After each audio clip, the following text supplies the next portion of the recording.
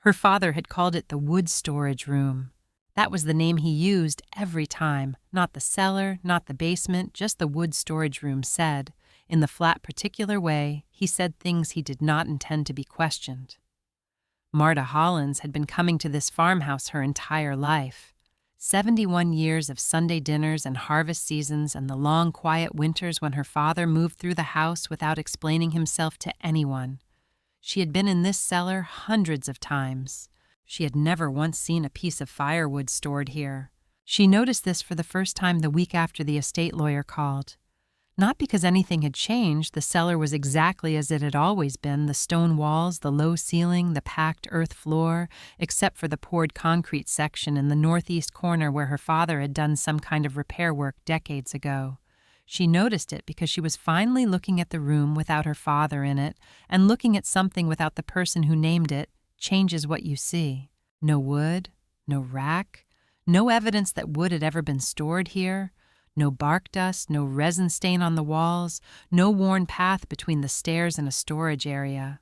The concrete section in the corner was smooth and clean, and had been smooth and clean for as long as she could remember. She stood in the cellar on a Tuesday morning in October with her flashlight and her practical nurse's habit of examining what was actually present rather than what she expected to find, and she knocked her shoe against the concrete floor. The sound came back solid and specific in a way that stopped her. Not the density of poured concrete over packed earth. Something underneath. A hollow register contained the particular acoustic quality of a sealed space. She knocked again. The same sound. She had spent 30 years as a nurse, and she knew the difference between the sound of something solid and the sound of something that was solid on the surface and different underneath. She crouched and ran her hand across the concrete, feeling the surface the way she had always felt for the thing beneath the surface. Her fingers found the seam before her eyes did, a line in the concrete, straight and deliberate, running parallel to the north wall at approximately 4 feet from it. She followed it with her fingertips to the right, another line perpendicular running toward the corner. She followed the perimeter. A rectangle approximately 3 feet by 4 cut into the concrete with precision, not a crack, not settling. A seam that had been made by someone who knew what they were doing and had done it carefully. She stood and looked at the old wooden cabinet against the north wall. She had looked at that cabinet her entire life. It held tools, her father's tools, organized in the particular silent system of a man who kept everything in its specific place and never explained the system to anyone. It had always been against that wall flush to the stone exactly where it was now. She moved it. It was heavier than she expected, the weight of solid wood and decades of accumulated tools, and she had to work it forward in stages a few inches, reset her grip, a few more inches. But it moved. The legs scraped across the concrete in the way of something that had been moved before the scrape marks, visible in the dust beneath the cabinet feet, when she looked parallel grooves, faint but present, running perpendicular to the wall. The cabinet had been moved before, regularly enough to leave marks. When she had pulled it far enough from the wall, she crouched and looked at what had been behind it. The rectangle was fully visible now, the seam she had traced with her fingers, and at the far edge set into the concrete a hinge. Brass heavy gauge, the kind used for exterior doors rather than interior furniture. Old but intact, the surface darkened with age and the particular oxidation of metal that had been in a closed space for a very long time. She moved the flashlight along the exposed edge of the rectangle, looking for a handle, a latch, anything to grip. She found the inscription first, cut into the concrete at the near edge of the rectangle in small, careful letters, not engraved professionally, not stamped, cut with something narrow and sharp by a hand that was pressing deliberately into resistant material. VT 1967. Marta knelt on the cellar floor and held the flashlight steady on the 2 letters and the year, and did not move for a long moment. 1967. The year the newspaper had run the photograph of Warren Tate with his eyes red and his hands tight around a picture frame, and the caption that had been printed beneath it, and that Marta had read as a child without understanding what she was reading. Devoted husband pleads for wife's return. She had been 14 years old in 1967. She remembered the newspaper. She remembered the way her father had set it face down on the kitchen table, without comment, the only time she had ever seen him handle a newspaper that way. She had not understood at 14 what the gesture meant. She understood now. Vite! Vivian Tate! Marta set the flashlight on the floor beside her and put both hands flat on the concrete rectangle and stayed very still in the cellar of her father's house and breathed. Then she looked for a way to open it. The estate lawyer had used the word straightforward. Marta had written it in her notepad during the call, a habit from 30 years of nursing, recording the exact words people used when they were describing something they wanted to seem simpler than it was. Straightforward. The farmhouse was vacant, the title clear, the property in good condition for its age.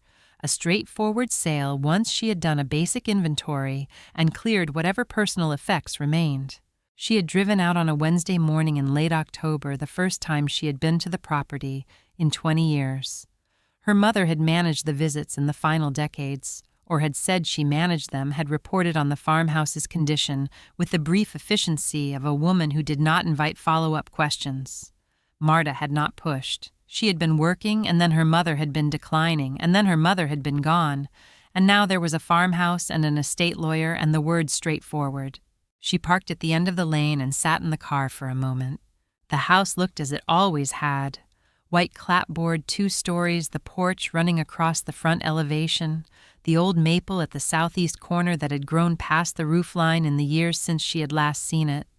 The fields beyond the house had gone to meadow the barn at the western edge of the property, standing with the patient solidity of a structure that had outlasted its usefulness but had been built too well to fail.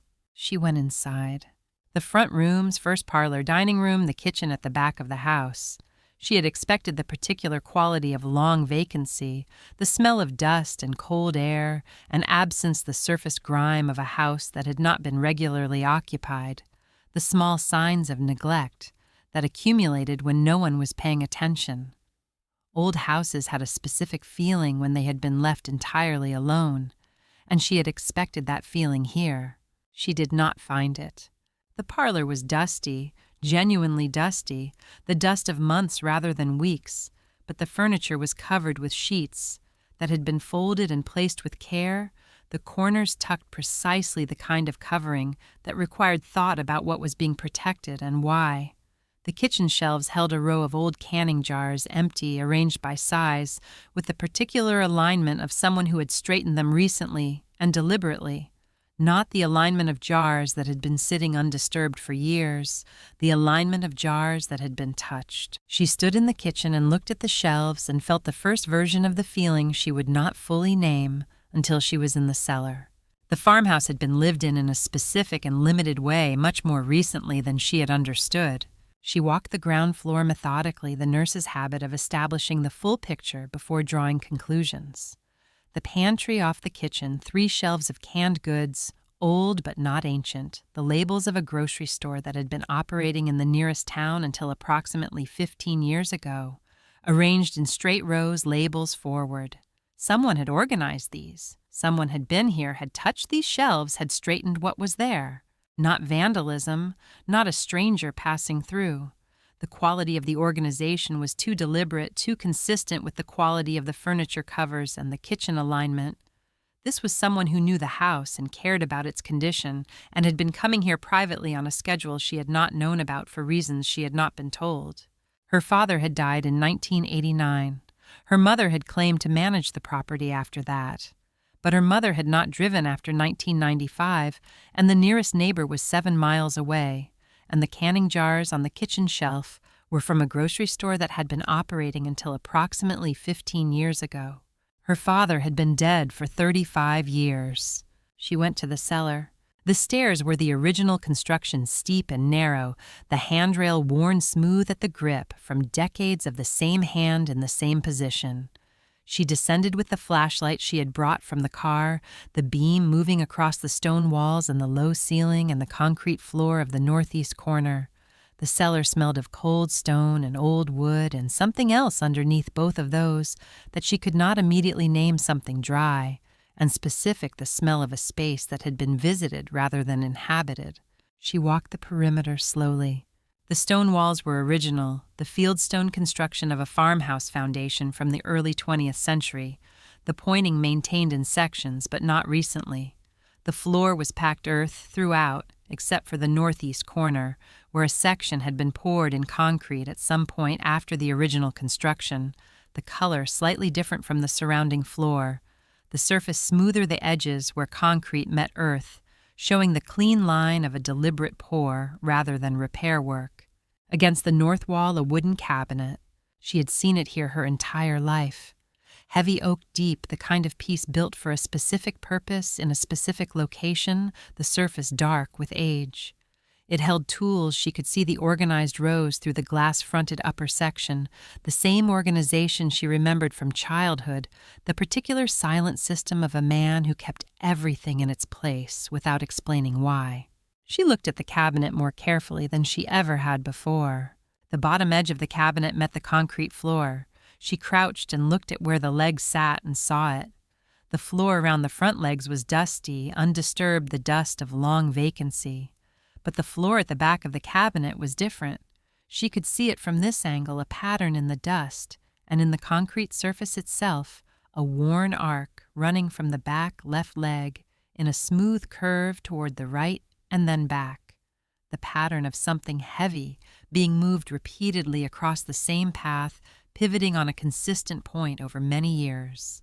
The cabinet had been moved regularly, pushed out from the wall and returned to its position, the same motion repeated enough times to wear the floor in a specific pattern. Not once, not occasionally, many times over many years in the same deliberate sequence. She stood and put both hands on the cabinet's sides and pushed. It moved with the particular ease of something accustomed to being moved, the resistance of weight without the resistance of disuse. She worked it forward until she could see behind it the flashlight beam reaching into the exposed space between the cabinet's back and the stone wall. The northeast corner of the concrete section was visible now, and in the concrete running parallel to the wall and then perpendicular, a seam clean and straight and deliberate, the line of something cut rather than cracked, a rectangle, traced into the poured surface with precision. She moved the flashlight along the edge of the rectangle. At the far edge, a hinge, brass heavy-set, flush into the concrete, the surface darkened but intact. She moved the beam along the near edge and found the inscription. Cut into the concrete was something narrow and sharp, not stamped, not engraved by a professional tool, but pressed in by hand, each letter cut individually by someone working deliberately in resistant material. Small letters carefully spaced the work of a person who understood that this needed to be legible for a long time. VT 1967. Marta crouched on the cellar floor and held the flashlight steady on those 5 characters and did not move. 1967. She had been 14 years old. She remembered the newspaper her father had turned face down on the kitchen table without comment or explanation, the only time she had ever seen him handle a newspaper that way. She had been 14, and she had not understood what the gesture meant. She was 71 now, and she understood. Vivian Tate. If you believe that old houses always hold the truths their owners didn't live, to tell subscribe to follow Marta's story all the way to the end. She drove to the county library the following morning. The library was in the nearest town 12 miles from the farm, a modest building that had been expanded twice since the 1960s. The original stone structure visible at the core, with newer additions on either side. Marta had used this library as a child and teenager before nursing school had taken her elsewhere and kept her elsewhere for 30 years. The woman at the reference desk was young enough to be her granddaughter and directed her to the microfilm archive, without asking why she wanted it, which Marta appreciated. She threaded the 1967 reels with the practiced efficiency of someone who had learned to work with unfamiliar equipment quickly and without fuss. The archive ran chronologically. She found the October 1967 editions and began working forward from the first of the month. She found the article on October 14th. Local woman missing husband appeals for information. The photograph took up the upper half of the column. Warren Tate standing in front of what she recognized as the Tate House on County Road. 7, a man in his late 30s broad-shouldered, his hair combed with the particular care of someone who understood he was being photographed. He was holding a frame photograph of a woman at approximately chest height, the frame gripped in both hands, his knuckles blanched white from the pressure. The woman in the photograph was young and dark-haired and was looking at the camera with the expression of someone who had not expected to be photographed and had not had time to compose her face. Marta looked at Warren Tate's hands on the frame for a long moment. She had seen that grip before. 30 years of nursing had given her an extensive education in the ways people held things, and she knew the difference between the grip of grief and the grip of something else. Grief loosened. Grief made the hands uncertain, the fingers loose and slightly open, the object held as if it might slip. The grip in the photograph was tight, controlled, the knuckles white from sustained pressure, the kind of grip that came from the specific muscle tension of a person managing something internal rather than expressing it. She read the article. No, Warren Tate, 38, was appealing to the public for any information regarding the whereabouts of his wife, Vivian Tate, née Carroll, age 29, a teacher at the county elementary school. Mrs. Tate had not been seen since the evening of October 9th. Her husband had reported her absence the following morning. There was no known reason for her departure. Mr. Tate described her as a devoted wife and a caring teacher who had given no indication of any intention to leave. He was, the article said, devastated by her absence and remained hopeful for her safe return. Marta read it through once. Then she read it again more slowly, the way she had learned to read medical charts, not for the information stated, but for the shape of what was stated, the pattern of what had been included and what had been left out. Warren Tate was quoted 4 times. He was the only person quoted. No colleagues from the elementary school, no neighbors who had known Vivian, no friends, no family members, no one who had worked alongside her or lived near her or had any relationship with her independent of her husband. The article's entire account of Vivian Tate as a person was constructed entirely from Warren Tate's description of her. A devoted wife, a caring teacher, no indication of any intention to leave. Marta had spent 30 years in hospital wards, and she had learned in that time that when a story had only one source, the first question was not whether the source was lying. The first question was why no one else had been asked. Colleagues existed. Neighbors existed. A woman who had been teaching at the county elementary school had students, other teachers, a principal. She had a life that extended beyond her husband's house, and in a newspaper article about her disappearance, none of that life was represented. Not one person from the school had been quoted. She wound forward through the subsequent issues, October 15th, 16th, through the rest of the month. A brief follow-up notice on October 19th. The county sheriff's office had no new information. The investigation was ongoing. Anyone with relevant knowledge was encouraged to contact the department. Warren Tate was mentioned. No one else. November, nothing. December, nothing. She wound through 1968 scanning for any follow-up coverage. The disappearance of a local school teacher, a young woman 29 years old, a member of the community, had generated 1 article and 1 follow-up notice, and then nothing. No resolution notice, no found notice, no update of any kind. As if the story had simply been set down. She went back to the October 14th article and read it a 3rd time, more slowly still. And then she wound back slightly to the community notices column in the same edition. She had almost missed it. The community notices column ran in small type along the right margin of the same page as the Tate article, local announcements meeting, notices, acknowledgments of various community activities. She read through them without expectation. A single item, 4 lines, no headline. Ray Hollins of County Road 12 is recognized this week for a quiet act of charitable assistance rendered to a member of the local community. Mr. Hollins declined to be named in connection with this recognition and asked that no details be published. His neighbors note that this is consistent with his character. Marta read it twice. Ray Hollins. Her father's name in print in the same edition as the Warren Tate article in the same week that Vivian Tate had disappeared. A quiet act of charitable assistance. No details. Her father had declined to be named and had asked that no details be published. She looked at the date of the edition, October 14th, 1967. Vivian Tate had last been seen on October 9th. 5 days. She sat at the microfilm reader in the county library with the October 14th, 1967 edition on the screen and looked at the two items, Warren Tate's photograph and his white-knuckled grip on his wife's picture, and her father's 4-line notice on the same page, and felt the particular sensation she associated with the moment in a patient's chart when two pieces of information that had seemed unrelated suddenly resolved into the same picture. Her father had done something in the week Vivian Tate disappeared. Something he had declined to be named for, something a neighbor had thought worth recognizing and her father had asked not to detail. The wood storage room, the cabinet that had been moved so many times it had worn an arc into the concrete floor. VT 1967. She printed both items, the article and the community notice, and folded them into her notepad and drove back to the farm. She called a contractor the following morning.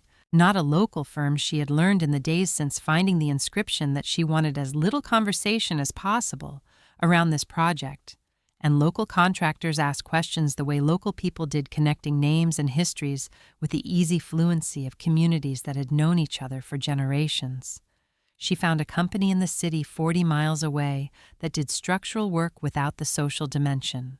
She told them she needed a concrete section lifted in a farmhouse cellar, possible foundation inspection underneath, and that she wanted it done cleanly and without damage to the surrounding floor. They came on Friday morning, two men professional and incurious with the equipment for the job and the manner of people paid to do specific work and not to speculate about the reasons for it. It took them 40 minutes. The concrete section had been poured in a single piece. She could see this as they worked the edges, the pour continuous, the thickness consistent throughout. It had been set with anchor points at the four corners embedded in the surrounding floor, the kind of attachment designed to hold the section in place against the weight above it, while allowing it to be removed by someone who knew where the anchors were. Her father had known. She had found the anchor release mechanism, 4 recessed bolts countersunk below the surface, accessible only if you knew to look for them along the edges of the seam. The section came up as a unit. The contractors set it against the cellar wall, and one of them looked into the space below and said in a tone of professional neutrality, "There's a room down here." Then he stepped back and gave her the flashlight and waited at a distance in the manner of a person who understood that what happened next was not his business. Marta stood at the edge of the opening and looked down. A staircase, 4 wooden steps narrow the wood solid and sound, and below a room. She descended slowly, 8 feet by 10. That was her first impression, the dimensions of a modest bedroom, low ceiling, the space between the floor and the joists above approximately 7 feet. The walls were plasterboard finished and painted, the paint a pale cream that had held its color in the darkness for 57 years, slightly yellowed at the ceiling line but intact throughout. The floor was covered with carpet velvet pile, deep blue-green, the color still vivid in the beam of her flashlight, protected from light and air for more than half a century, the fibers soft and dense underfoot when she stepped onto it. She stood in the center of the room and turned slowly. A cot along the right wall, a military-style folding cot, the canvas still intact, the frame solid. A pillow flat with age. A folded blanket at the foot, the wool compressed but present. A small table beside the cot, the kind of side table that came in pairs and was sold individually when the pair was broken up. An oil lamp on the table, the reservoir empty, but the wick still in its holder, the glass chimney intact and clean. And on the table beside the lamp, a carpet bag, dark brown leather, the surface worn at the handle, and the corners in the way of something that had been carried and finally set down. The clasp was brass, tarnished to near black, the mechanism still intact. On the leather of the handle, scratched in with something narrow and sharp. The same quality of marking as the inscription upstairs. The same deliberate pressure of a person working in poor light with whatever was available. Marta set her flashlight on the table and looked at the bag without touching it. She looked at the room instead. She had been in hospital rooms her entire professional life, rooms built for people who needed care rooms designed around the specific requirements of someone who was not well or not safe or not able to be somewhere else. She knew what those rooms felt like. She knew the specific quality of a space organized around limitation and necessity. This room did not feel like that. The carpet, someone had brought carpet down here, had measured the floor and cut the carpet to fit, and laid it in a space that was below ground and would never receive natural light. Not because carpet was necessary, but because a room with carpet was a different kind of room than a room without it. The cream paint on the walls, the same logic. The oil lamp rather than a bare bulb. The folded blanket. None of these were required. All of them had been chosen. Someone had tried to make this room kind. That was the word that came to her, not comfortable, not adequate, but kind. The effort of someone who understood that the person who would live here was not there by choice, and who had wanted to make the absence of choice as bearable as possible. This was not a room built for confinement. This was a room built for protection. She moved the flashlight slowly along the walls, the cream paint, the plasterboard seams, the low ceiling. Along the right wall above the cot, she stopped. The plasterboard there was slightly different from the surrounding surface, slightly rougher, slightly more worked over, as if the surface had been touched repeatedly in the same area.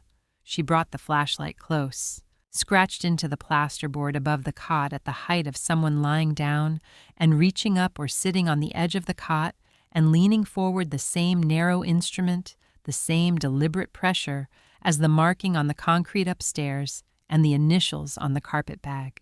"I will come back for you." Marta read it once. She sat down on the edge of the cot slowly, the way she had learned to sit in the years since her knees had begun to require consideration. The cot held her weight without complaint, well made, built to last.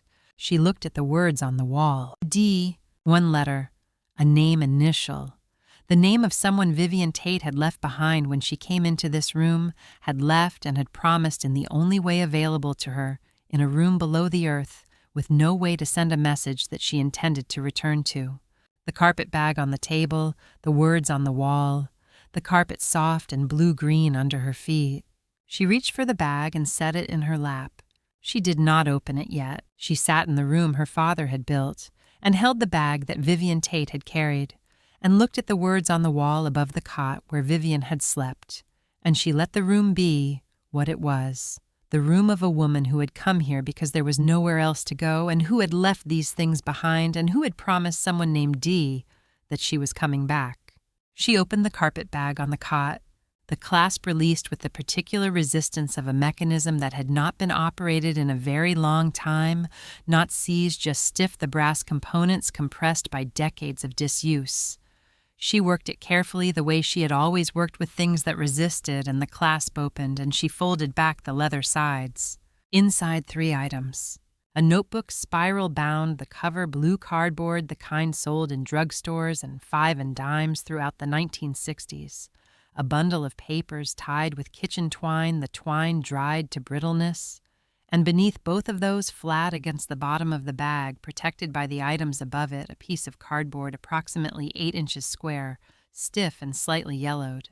She took out the cardboard piece last and turned it over in the flashlight beam. A child's drawing. Crayon on heavy paper, the kind of paper used in elementary school art classes, the surface slightly textured. A house with 4 windows and a door, the proportions, the unscaled proportions of a child's understanding of a house rather than its actual geometry. A tree beside the house, round-topped the trunk, a straight brown line. 2 figures, one tall and one very small, standing in front of the house, both drawn in the simple economy of a child's figure, circle head and line body, and 4 lines for limbs. And at the bottom, in the large, uneven capital, letters of a child who had learned to print, but not yet to write. "Mom?" The crayon had faded the colors present, but slightly washed the red of the house, dimmed to rose the green of the tree, gone to sage. But the black crayon of the letters had held. Mom in a 3-year-old's hand, still legible after 57 years in a leather bag in a sealed room in the dark. Marta set it carefully on the table beside the lamp. She picked up the notebook. The pages were dense with writing Vivian Tate's hand, the same careful teacher's script as the wall inscription, but more relaxed here, the letters smaller and more compressed.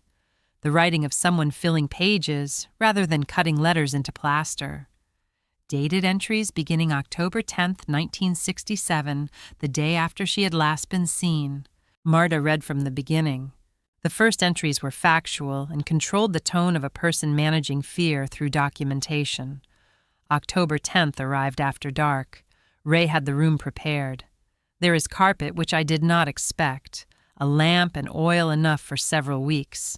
I have the bag I packed in August when I first understood that leaving was not a choice, but a question of timing. She had packed in August. Marta stopped on that sentence. August, 2 months before the newspaper article. 2 months before Warren Tate had stood in front of his house with his wife's photograph and his white-knuckled grip. Vivian had been planning her departure since August. She had packed a bag, and she had waited, and she had chosen the night Warren was away, and she had come here. She read on. October 14th, Ray brought me the newspaper. I asked him not to. The photograph of Warren, I know that expression. That is not grief. I have seen that expression directed at me for 4 years, and I know exactly what it means. The newspaper calls him devoted. October 19th, I asked Ray about Delia today. He says she is with Warren's mother for now, which is better than being with Warren. She is asking for me. Ray told her I had to go away for a little while. She accepted this the way children accept things that make no sense completely and temporarily. I don't know which is harder. Marta turned the pages, carefully reading in sequence, letting Vivian's voice accumulate in the small room.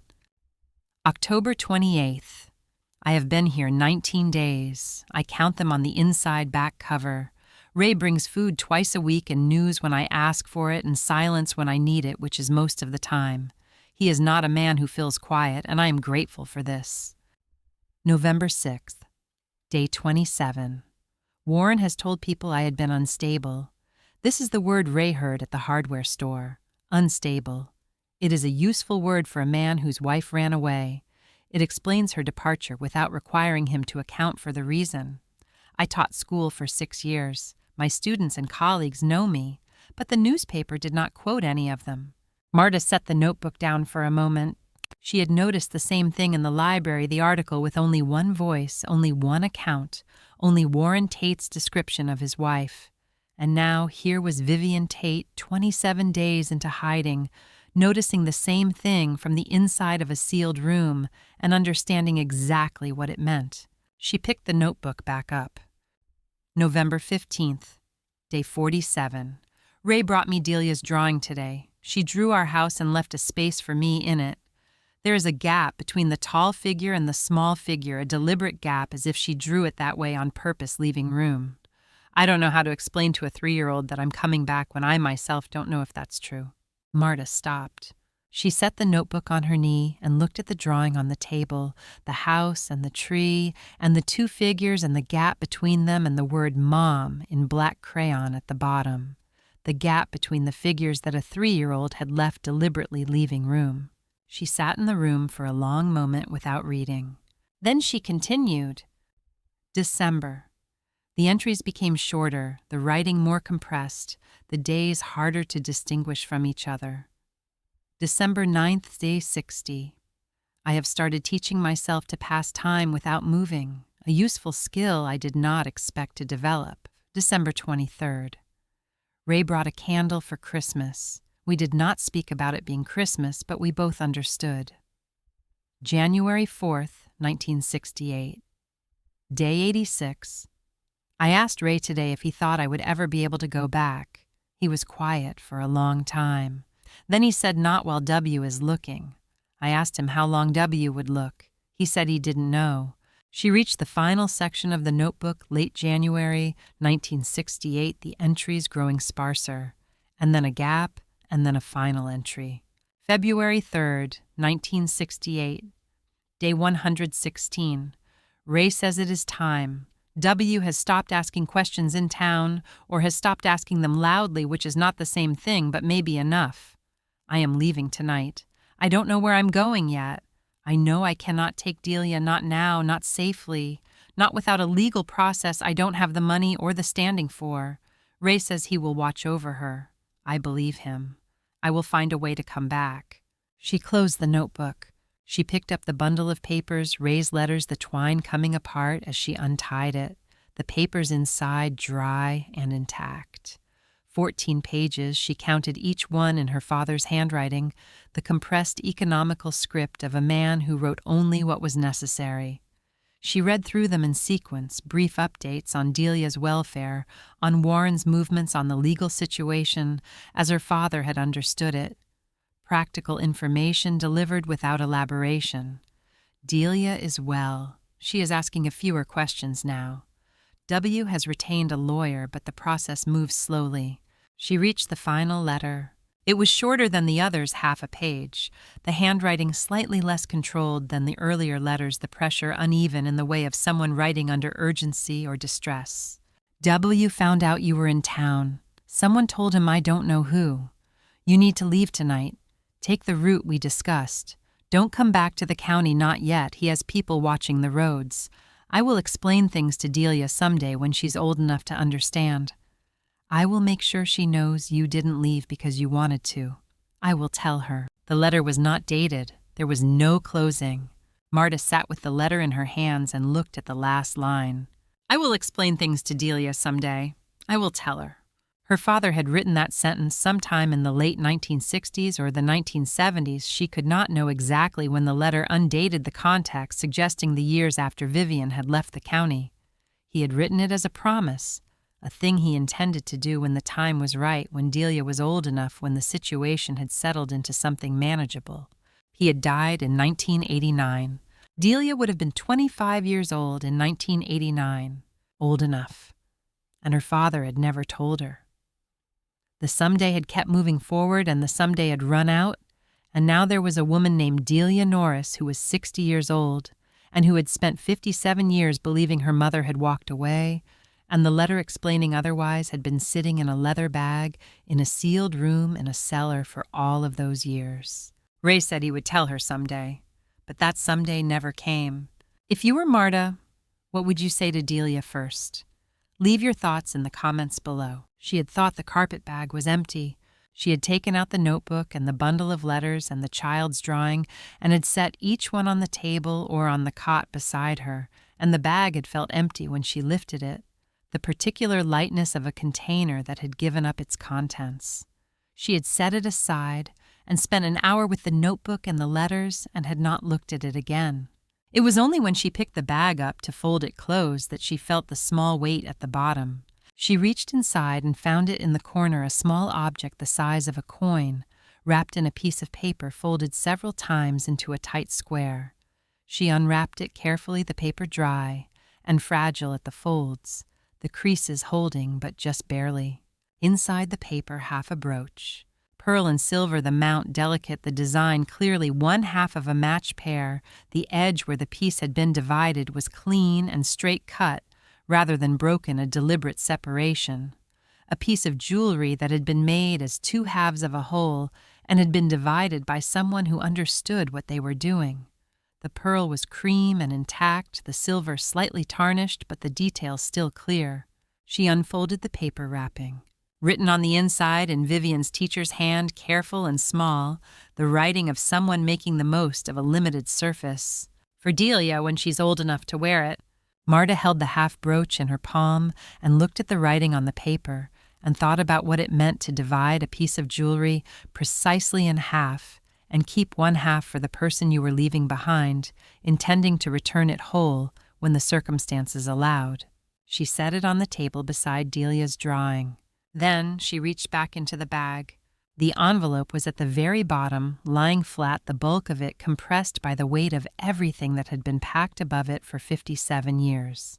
A standard mailing envelope sealed the paper, slightly yellowed but intact. Around it a ribbon blue, the color faded from what had probably been a bright blue to the particular gray blue of aged silk, tied in a bow that had flattened with age but not come undone. She held it in both hands and felt the weight of it. Not one letter. Many. She could feel the accumulated layers through the envelope pages, multiple pages folded and stacked, the envelope stretched slightly at the seams from the volume it contained. She worked the ribbon loose carefully and set it aside and held the envelope. The front was addressed in Vivian's hand, not to a street address, just a name. Delia. That was all. A name with no address below it, the envelope of someone who had intended to send something but had not yet known where to send it. She opened the envelope. 57 letters folded individually, each one dated in the upper right corner in Vivian's precise hand. She spread them slightly in her hands, reading the dates on each one, 1967, 1968, 1969, running forward year by year in an unbroken sequence, the paper of each letter slightly different from the ones before and after it. As the decades changed the available stationery, the handwriting consistent throughout, but aging in the barely perceptible way that handwriting aged across a lifetime, 1 letter per year. 35 years of letters from 1967 to 2002, written to a daughter Vivian had not been able to find, kept in an envelope that had never been mailed because she had not known where to send it. Marta took out the first letter, 1967. Written in October, the month of the disappearance, the ink slightly darker than the later letters, as if Vivian had pressed harder in those first weeks. She read it quietly, her lips barely moving, the habit of a reader who sometimes needed to hear words to fully receive them. My darling Delia, I need you to know that I did not leave because I wanted to. I need you to know this even though you are 3 years old and cannot read this, and may never read it because I need to say it somewhere that will hold it. I left because I had to. There is a difference. When you are old enough to understand the difference, I hope someone will explain it to you.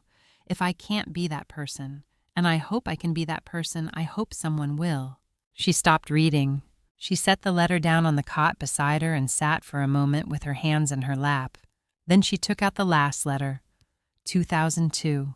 The paper different from the 1967 letter, lighter, the lined paper of a notepad, rather than the heavier stationery of the earlier decades. The handwriting different, too. Still Vivian's hand, still recognizably the same script, but the letters slightly uneven, the pressure varying across the page, in the way of a hand that had developed some tremor. You would be 38 now. I have written you this letter every year for 35 years, and I have never known where to send it. I asked a lawyer once in 1978 about finding you. He told me that Warren had full legal custody and that I had no standing to make contact without his consent, which he had made clear he would never give. I did not have the money to fight what he was telling me. I don't know if he was right. I have wondered for 35 years if I should have fought harder. You would be 38. I hope you found work you love. I hope someone kind found you when you needed finding. I hope the gap in the drawing, the one you left for me that Ray told me about, I hope it doesn't still feel like a gap. I am 63 years old. I am not well. I don't know how many more of these letters I will write. I love you. I have loved you every day of your life. I need that to be written down somewhere that will hold it even if you never read it. Your mother? The handwriting at the bottom was more tremulous than the rest of the letter. The signature of a woman in poor health at the end of a letter she may have known was one of the last she would write. Marta sat on the cot in the room her father had built and held Vivian Tate's last letter to her daughter and understood completely and finally what the room had been holding for 57 years. Not a secret. A story that had never been delivered. She reached for the notebook, the 1967 diary which she had set aside when she began reading the letters. She opened it to the back where Vivian had written her dated entries and turned to the final pages. The last entry was on February 3rd, 1968, as she had read. But below the entry in the bottom corner of the final page, written in smaller letters, the writing of someone noting something quickly and practically. An address, a street, and a town 2 states away. Vivian's forwarding information written in case someone needed to find her. The corner of the page had been torn away. Not by age, not by handling, the tear was clean at the top and ragged at the side, the kind of tear made by someone gripping the corner from the outside and pulling deliberately. The address was gone. Whatever Vivian had written there, the street, the town, the information that would have allowed someone to find her after she left had been removed. The tear was from the outside. The hand that had made it had approached from the cover side, gripping the page from the front, pulling back and down. Not Vivian's hand. Vivian had written the address, had not torn it out. Someone else had come into this room after Vivian left, had opened the notebook to the final page, and had removed the address before sealing the room again. Marta looked at the torn corner for a long time. She thought about the 14 letters from her father. She thought about the final letter, undated, urgent, the handwriting less controlled than his usual script.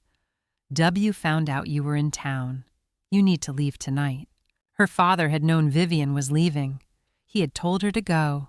And sometime after she left, he had come back into this room and opened the notebook and torn out the page with her address. She did not know why. She did not know what he had been protecting or preventing or managing in that moment, or whether he had believed he was doing something necessary or simply something he could not undo once he had done it. She did not know if he had understood in the years that followed what the torn corner had cost. What she knew was that Vivian had spent 35 years writing letters to a daughter she could not find because she did not know where Delia was, and Delia did not know where she was, and the address that might have connected them had been removed from a notebook in a sealed room, and the room had been locked, and the concrete had been poured over it, and her father had moved the cabinet back into place and had come back regularly for the rest of his life, checking that the room was still there, keeping the promise he had not kept. She found Delia Norris through the county property records. It took the better part of a morning public records searches, the kind of methodical cross-referencing she had learned in 30 years of nursing when she needed to locate a patient's family member, and the family member had not left clear contact information. Delia had been born in 1964, which gave her a starting point. She worked forward from there, school enrollment records, marriage records, the divorce.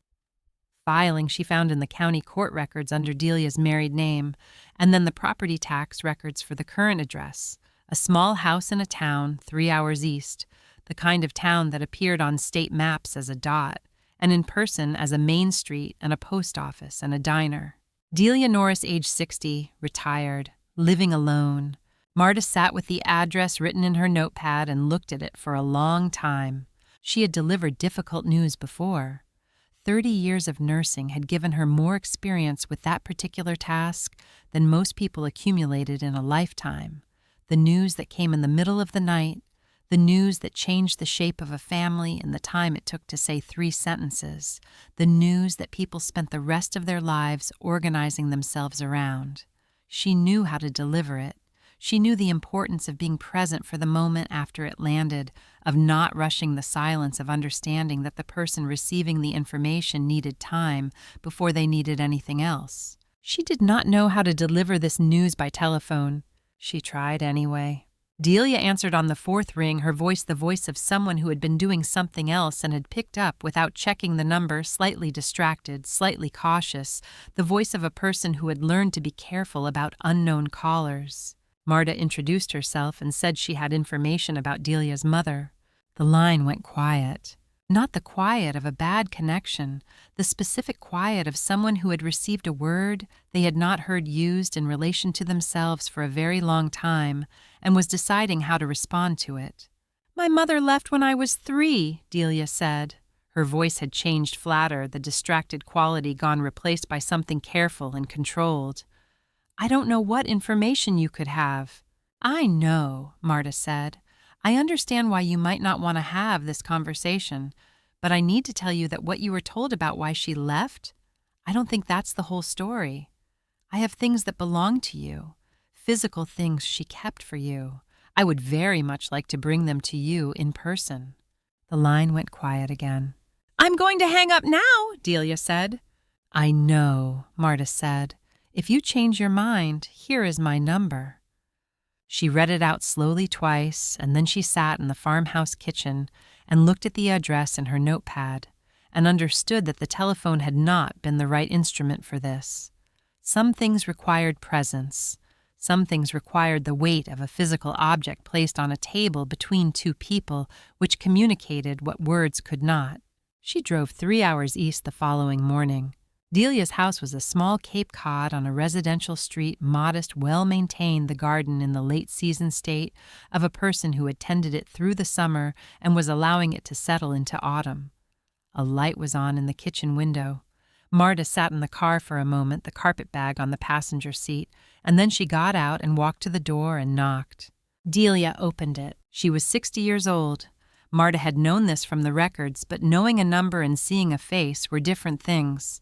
A woman of 60 who had lived alone and retired and carried something for 57 years looked a specific way, and Delia looked that way, not old, not broken, but tired in a particular settled manner, the tiredness of someone who had made their peace with a weight rather than set it down.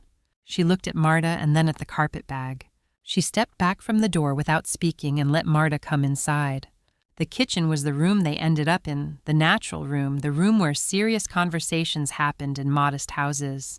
A table, 4 chairs, a window, looking out at the side garden, the late October light coming through at a flat angle. Delia sat at the table and Marta sat across from her and set the carpet bag between them. She took out the half brooch first. She set it on the table in its folded paper wrapper, the pearl visible where the paper had been opened, and she did not say anything. Delia looked at it. She reached out and picked it up slowly, the way you picked up something you were not yet sure was what you thought it was. She turned it in her fingers, the pearl catching the kitchen light, the silver mount dark with age. Her hands were steady. And then they weren't a fine tremor, barely visible, the kind of tremor that came not from age, but from the specific physiological response of someone receiving something their nervous system had not prepared for. "She had a pair of these," Delia said. Her voice was very quiet. "I remember she wore them to church." She set the brooch on the table in front of her and looked at it. Marta waited. "I spent my whole life thinking she chose to leave me," Delia said. Not to Marta, to the brooch, or to the table, or to the 57 years that were present in the room with them, in the way that long periods of time became present when something finally broke them open. That she just decided? That she woke up one day and decided I wasn't worth staying for? She looked up.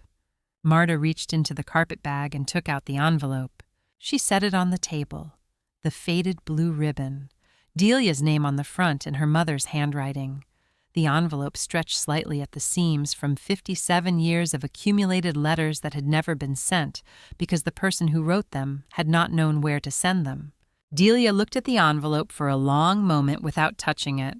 "What is this?" "Your mother wrote you a letter every year for 35 years, Marta said. "She never knew your address. She kept them." The kitchen was very quiet. Delia reached out and touched the envelope with one finger, not picking it up, just touching it the way you touch something you were not yet ready to fully receive.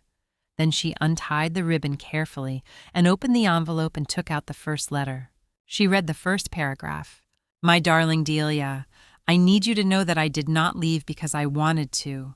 I need you to know this even though you are 3 years old and cannot read this and may never read it because I need to say it somewhere that will hold it." Delia set the letter down on the table.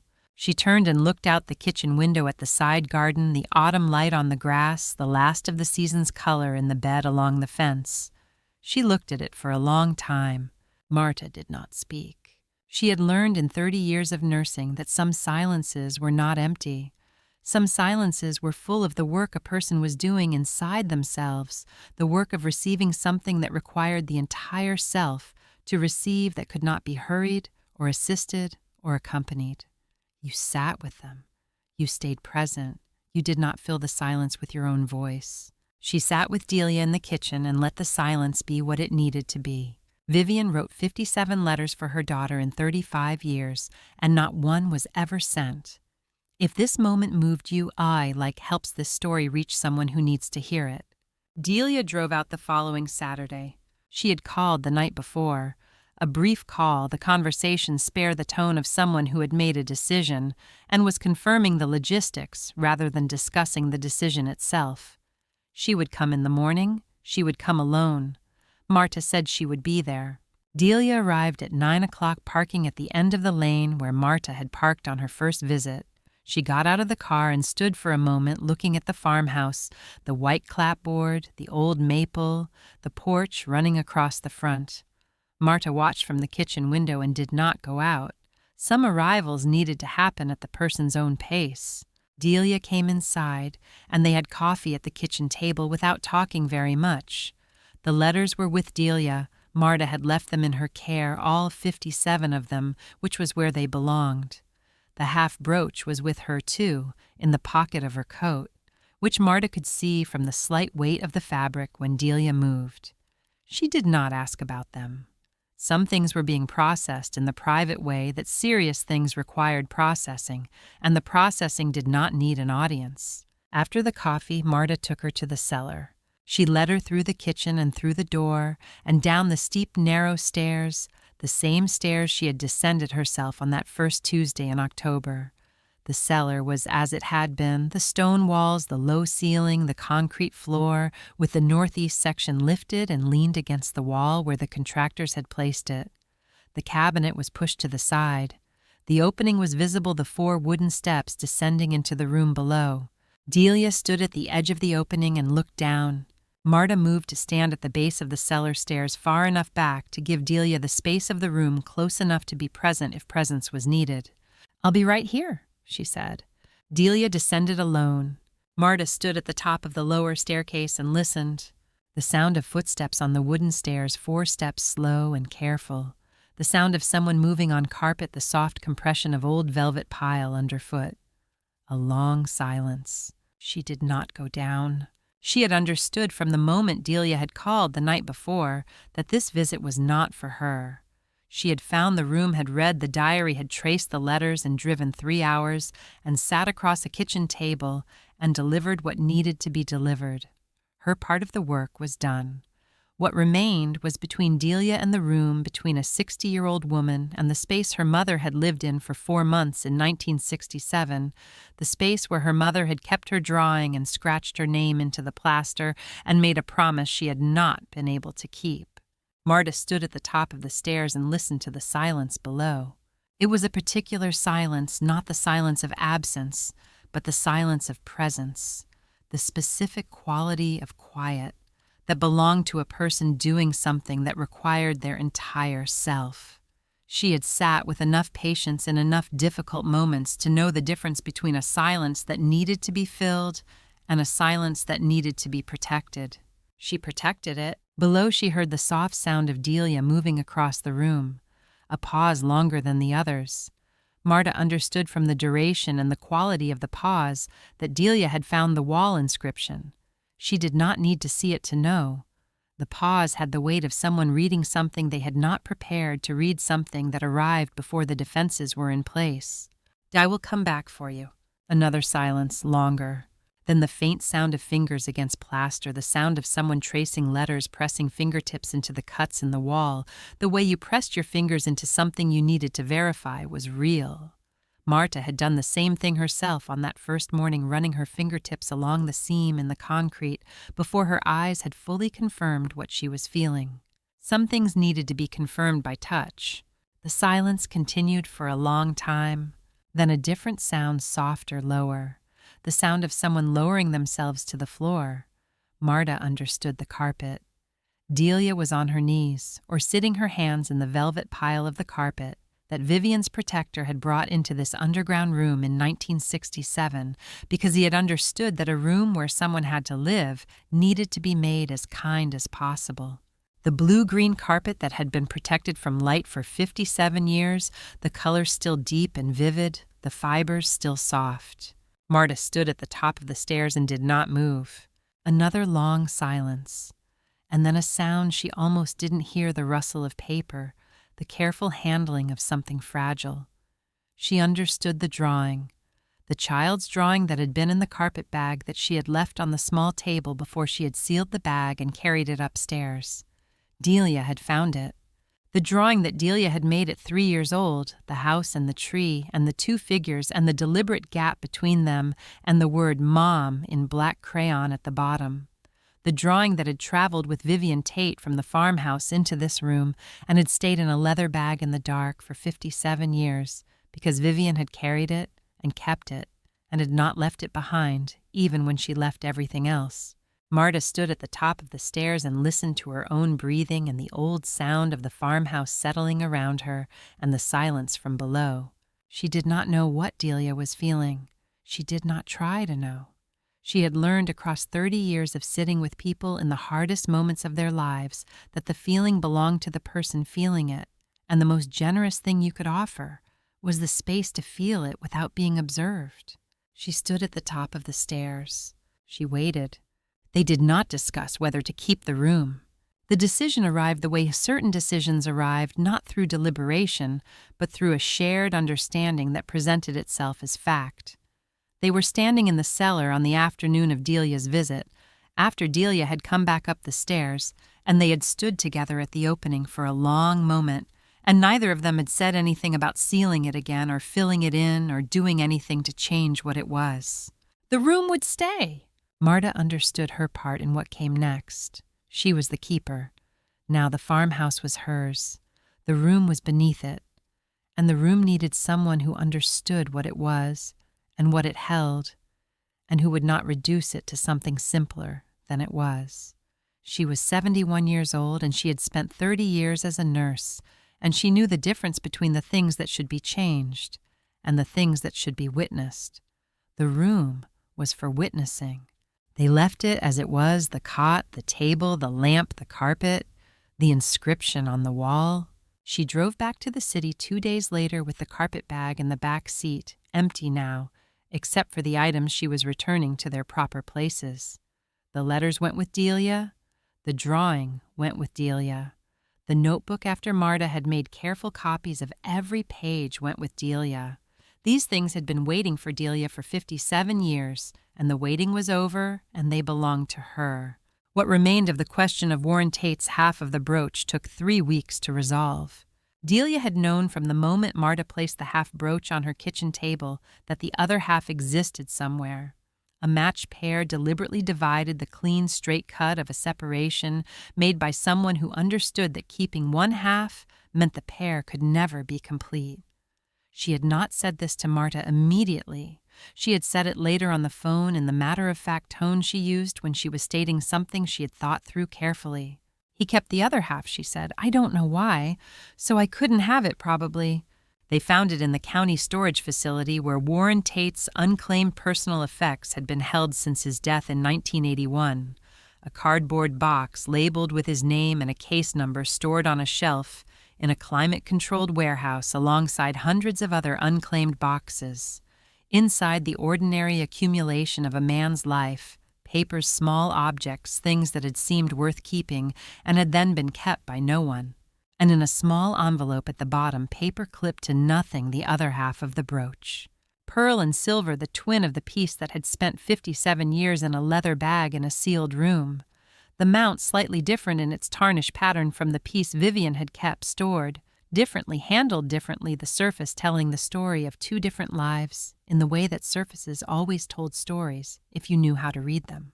Delia held both halves on her palm and looked at them for a long time. She did not rejoin them. She had thought about it, had considered having a jeweler repair the piece, make it whole, close the cut that Warren had made when he divided it.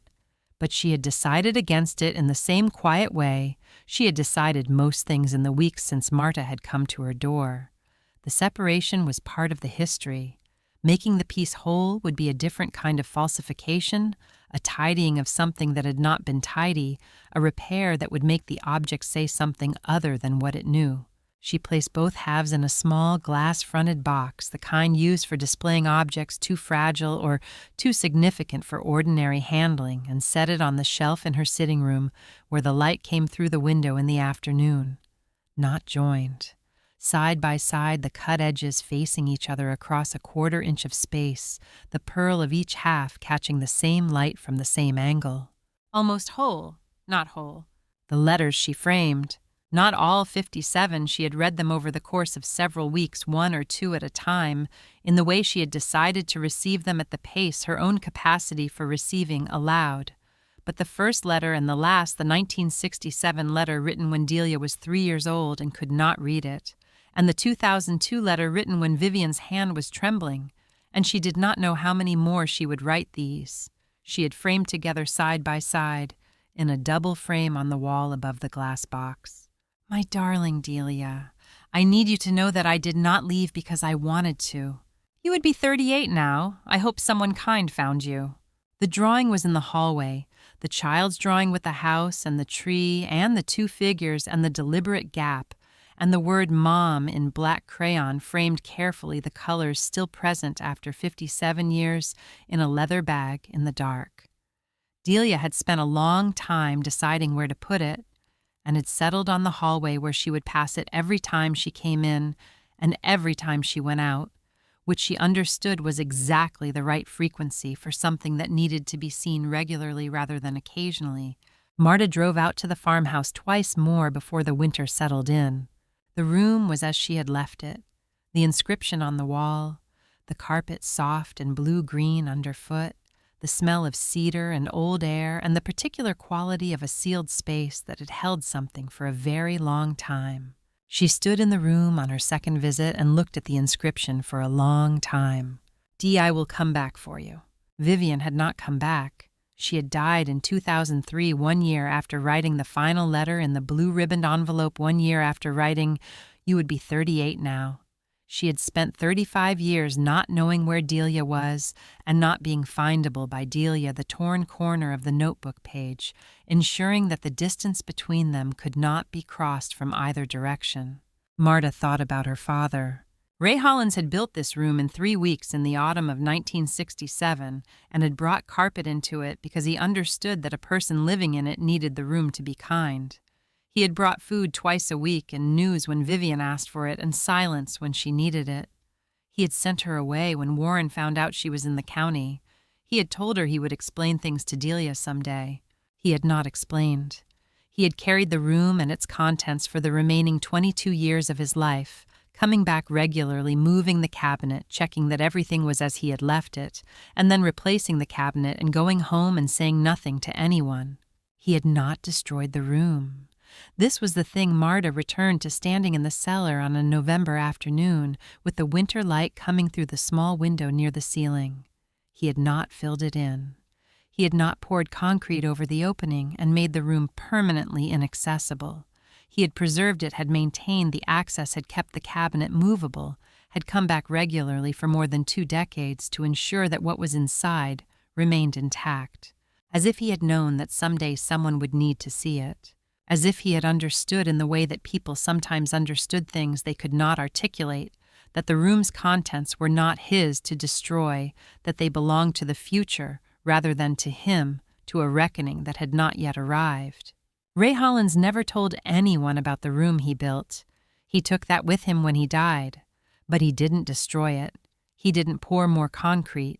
He kept everything exactly as it was, as if he knew that one day someone would come asking, and that person would need to see everything exactly as it had been. The room held the truth for 57 years. The truth finally found the person who needed to hear it.